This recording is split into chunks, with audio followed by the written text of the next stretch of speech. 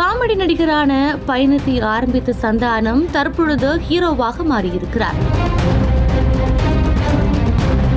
தொடர்ந்து கதாநாயகனாக நடிக்க மட்டுமே அவர் முடிவு செய்திருப்பதாக கூறப்பட்டிருக்கும் சூழலில் ரஜினிகாந்த் ஹீரோவாக நடிக்கும் ஜெயிலர் 2 படத்தில் நகைச்சுவை பாத்திரத்தில் நடிக்க சந்தானத்தை கமிட் செய்திருக்கிறார்கள் என தகவல் வெளியான சூழலில் அது குறித்து தற்பொழுது தனது ஸ்டைலில் பதிலளித்திருக்கிறார் சந்தானம்.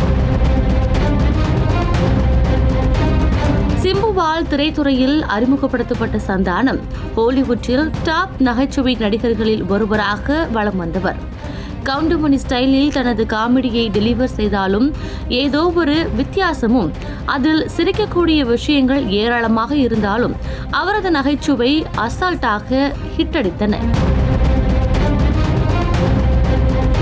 ஒரு காலத்தில் ஹீரோ இல்லாமல் கூட படங்கள் வரலாம், சந்தானம் இல்லாமல் வரக்கூடாது என்ற நிலைமைதான் இருந்தது. அவரும் தனது காமெடியால் பல படங்களுக்கு உயிர் கொடுத்திருக்கிறார். தொடர்ந்து காமெடி கதாபாத்திரங்களில் கலைக்க வந்த அவர் ஒரு கட்டத்தில் ஹீரோவாக நடிக்கும் ஆசை கொண்டார். அதன்படி கதாநாயகனாக அறிமுகமான அவர் வரிசையாக படங்களில் நடித்து தள்ளுகிறார். ஆனால் அவர் எதிர்பார்த்த பெரிய வெற்றி எதுவும் இதுவரை கிடைக்கவில்லை.